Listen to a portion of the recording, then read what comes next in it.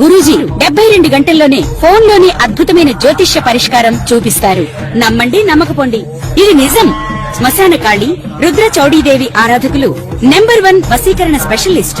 గురూజీ మనిషి పుట్టుక నుండి చనిపోయే వరకు వచ్చే అన్ని క్లిష్టమైన సమస్యలకు పరిష్కారం ఇక్కడ లభిస్తుంది. విద్య, ఉద్యోగం, వ్యవహారం, స్త్రీ ప్రేమ, పెళ్లి, సంతానం, స్త్రీ పురుష వశీకరణం, భూవశం, భార్యాభర్తల కలహాలు, కోర్టు సమస్యలు, విడాకుల సమస్యలు, చేతబడి, అప్పుల బాధ, ఇంకా మీకు ఎలాంటి సమస్యలు ఉన్నా 72 గంటల్లోనే శాశ్వత పరిష్కారం చేయబడును.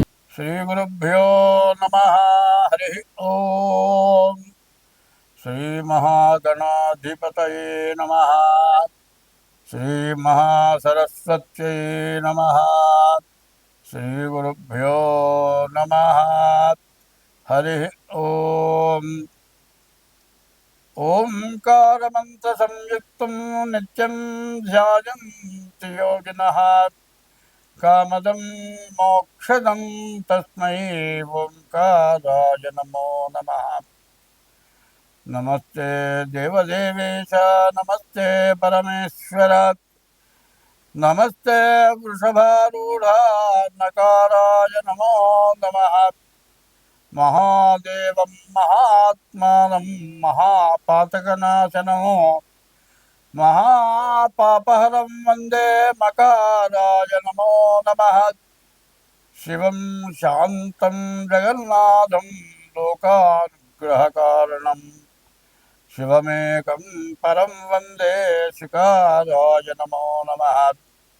వాహనం వృషభోజస్య వాసుకీ కంఠభూషణం వామే శక్తిధరం వందే మకారాయ నమో నమః. యత్ర కుత్ర స్థితం దేవం సర్వవ్యాపినమీశ్వరం యల్లింగం పూజయే నిత్యం శికారాయ నమో నమః. మరి ఇప్పుడు విశేషమైంది, ప్రత్యేకమైంది. ఈ సంవత్సరంలో మనం రకరకాలైన బాధలు పడుతూ ఉన్నాం. దాదాపుగా వరద బీభత్సం, మరి దీనివల్ల నీటి కాలుష్యం వల్ల జలుబు, దగ్గు, జ్వరం, విరోచనాలు, వాంతులు, రకరకాలైన అనారోగ్యాలు మొత్తం ఎక్కడి నుంచి వచ్చినాయి? ముందు హిమాలయాల దగ్గర నుంచి వస్తాయి.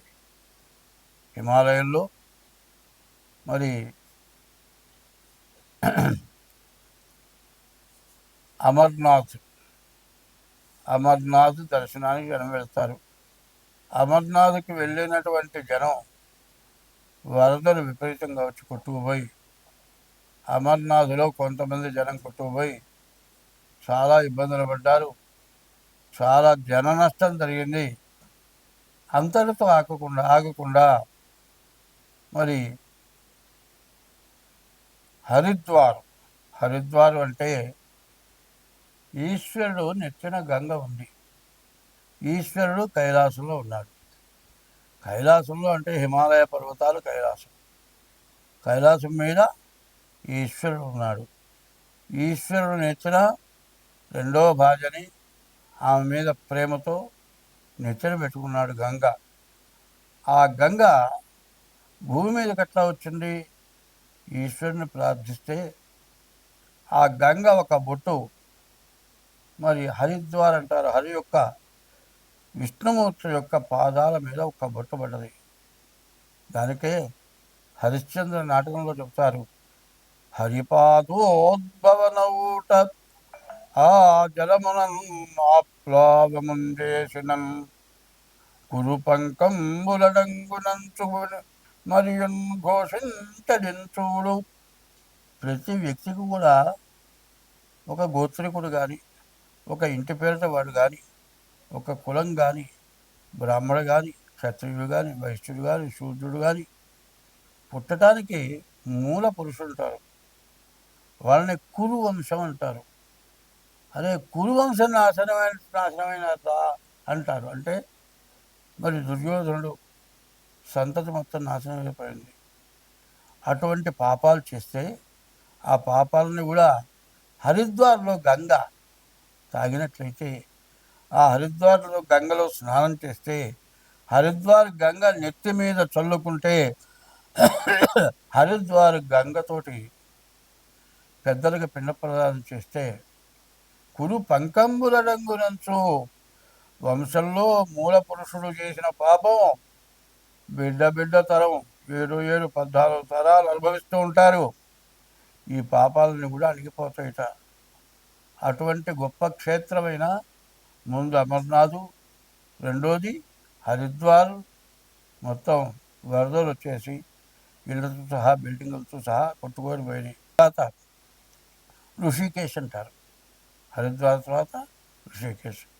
ఈ ఋషికేశ్ అనే దాని పదం అంటే అర్థం ఏంటంటే ఋషులంతా నివసించే స్థలం కాబట్టి ఋషికేశ్ అంటారు. నేను వెళ్ళి అక్కడ ఆ ఋషికేశ్లో దాదాపు నేను నుంచొని చేతితే అందరంతా పొడుగ్గా వాళ్ళు జడలు కట్టి ఆ తలకి కిరీటంలాగా ఆ జడలు చుట్టుకొని చూసుకుంటూ కళ్ళు మూసుకొని మనం వాళ్ళని చూస్తున్నా వాళ్ళు మనల్ని చూడరు, మనల్ని చెయ్యాపి ఏమీ అడగరు, వాళ్ళ లోకంలో వాళ్ళు ఉంటారు.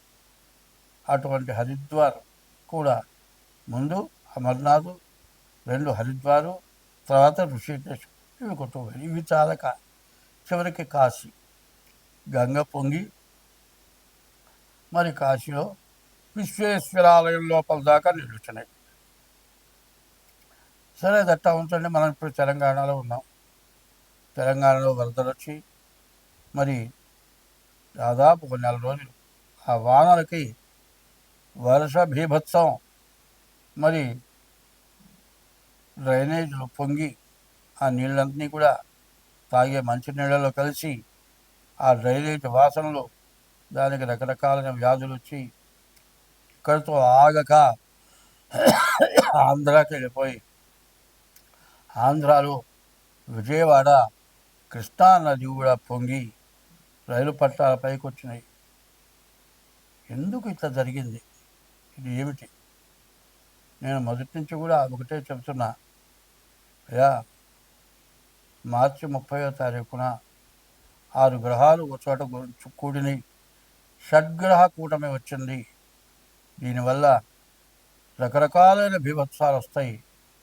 మరి దేశ విదేశాలు, ప్రపంచ దేశాల్లో కూడా చాలా నష్టాలు, కష్టాలు, వరదలు, భూకంపాలు, సముద్రం ఉప్పొంగటాలు, ఉప్పెళ్ళు ఇట్లాంటివన్నీ రావటమే కాక చాలా జన నష్టం జరుగుతుంది అని చెబితే, ఏమయ్యా నువ్వు రాశి ఫలాలు చెప్పవయ్యా అంటే, ఏంది చెబుతున్నావు? ఓ ముసలాయన నోరు మూసి కూర్చో, నా రాశి వరకు చెప్పమంటే తులారాశి చెప్పమన్నారు, తులారాశి చెప్పకుండా వెళ్ళి చెప్తావేంటి అని అన్నవాడు కూడా ఉన్నారు. ఇదంతా ఎందుకు చెప్పాను అని కొద్దిగా మనస్సు పెట్టి ఆలోచించండి. మనకు చెడు టైం వచ్చింది. చెడు టైంలో చాలా చెడు జరగబోతోంది. దాన్ని తప్పించుకోవాలంటే దైవ బలం అనేది ఒకటి కావాలి. ఆ దైవ బలం ఎట్లా ఉంటుందో ఒకటి చూపిస్తా. వరదలు వచ్చేసినాయి, కొట్టుకొని పోతున్నాయి. కార్లు, బస్సులు మరి ఎన్నో కొట్టుకొని పోతున్నాయి. ఒక కుర్రవాడు వస్తున్నాడు. వాడు వరదలో కొట్టుకొచ్చాడు. వచ్చి ఒక చెట్టు వచ్చింది. చెట్టు అడ్డం వచ్చింది. చెట్టు ఎట్లా ఆగిందో తెలియదు. ఆ చెట్టు కొమ్మ పట్టుకొని ఆగిపోయినాడు.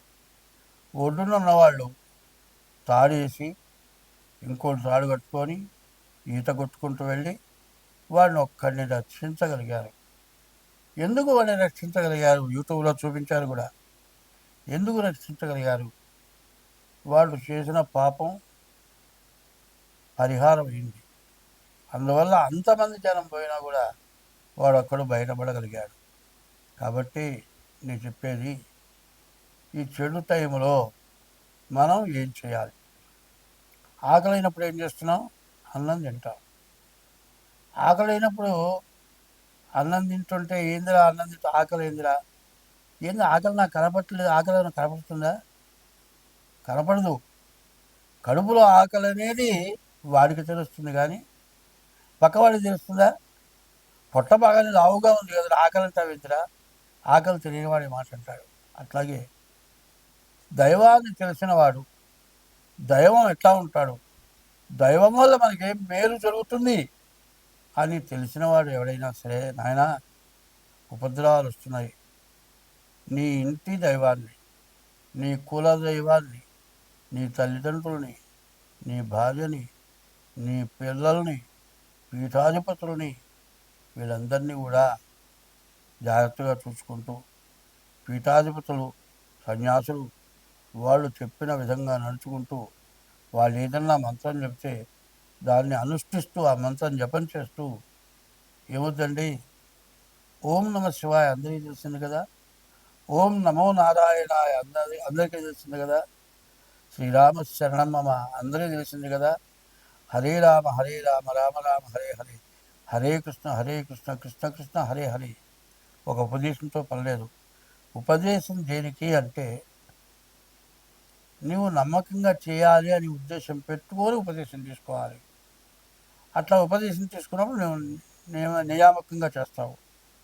నువ్వు పూర్తిగా నియామకంగా ఏ దైవాన్ని పూజించాలి అని నీకు పూర్తిగా భగవంతుడి మీద విశ్వాసం గురి ఉంటే, హరే రామ కావచ్చు, నమశివాయ కావచ్చు, ఓం నమ శివాయ కావచ్చు, శ్రీమాత్రే నమః కావచ్చు, ఇట్లా ఏదో ఒక మంత్రాన్ని రోజులో 24 గంటల్లో 1 గంట బ్రహ్మ ముహూర్తం, 3 గంటల నుంచి 5 గంటల లోపల, మరి 2 గంటలు కాదు 1 గంట అయినా సరే స్నానం చేసి ఇట్లాంటి మంత్రాలను అనుష్ఠానం చేస్తే ఇప్పటికి జరిగిపోయినవే కాక ఇంకా ముందు జరగబోయే ఉన్నాయి.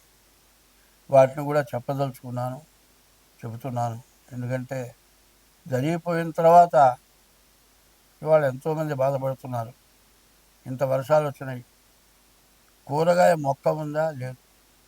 కూరగాయ దొరుకుతుందా? లేదు. మరి పొలం దున్ని విత్తనం వేస్తే ఏమన్నా మిగిలిందా? లేదు. రైతు దాని మీదే బతుకుతాడు. మళ్ళీ మొక్క వేసి విత్తనం వేసి చెట్టు పైకొచ్చి పంట పండాలి. పంట పండితే దాని మీద వచ్చే లాభంతో అతను బతికితే, పండించడం మనకిస్తే మనం తిని మనం బతుకుతాం. మరి ఎందుకంటే మనం తినే ఆహారం కావాలన్నా, మనం సక్రమంగా బతకాలన్నా మనకి ఇటువంటి అవసరం. ఒకప్పుడు మాంసాహారులు ఉన్నారు. అడవిలో ఎండాకాలంలో చెట్లు ఎండిపోయి మంటలు మండిపోతూ ఉంటే ఏమీ దొరక్క మరి జీవరాశులు హింసించి మాంసాహారం తిన్నారు, దొరకక తిన్నారు. అదే కాదండి, ఒకప్పుడు తినటానికి నీళ్లు దొరక్కపోతే రేగడి మట్టి తిన్నారు. దొరకని రోజుల్లో తిన్నారు. ఇప్పుడు దొరుకుతున్నాయి, అన్ని రకాల ధాన్యాలు ఉన్నాయి, మనకు పండినకపోతే విదేశాల నుంచి వస్తున్నాయి. ఇవన్నీ రావాలన్నా, మనం అందరం బాగుండాలన్నా భగవంతుడి అనుగ్రహం, దైవానుగ్రహం, దైవ బలం మనకు కావాలి. అది మాత్రం బాగా గుర్తు పెట్టుకొని ఇప్పుడు ఈ చెప్పింది మొత్తం ఏదైనా సరే మరి ఈ టీవీ వారు ప్రతి చెప్పబోయే రాశికి కూడా ఇది కలిపి కలపవలసిందిగా కోరుతున్నాను. స్వస్తి. ఈ సింహరాశి ఎట్లా ఉంది? మరి 7వ తారీఖు చంద్రగ్రహణం వస్తుంది. ఈ సింహరాశికి 7వ స్థానంలో కుంభరాశిలో చంద్రగ్రహణం ప్రారంభమైంది. తర్వాత ఈ సింహరాశికి అష్టమంలో శని ఉన్నాడని పేరే కానీ వక్రించినంత మాత్రం చేత సప్తమ స్థానంలో కూడా బలం ఉంటుంది. 2 రాశుల మీద కూడా శనికి విపరీతమైన బలం ఉంది. కాబట్టి ఈ సింహరాశికి కూడా చాలా కష్టదాయకంగా ఉంది.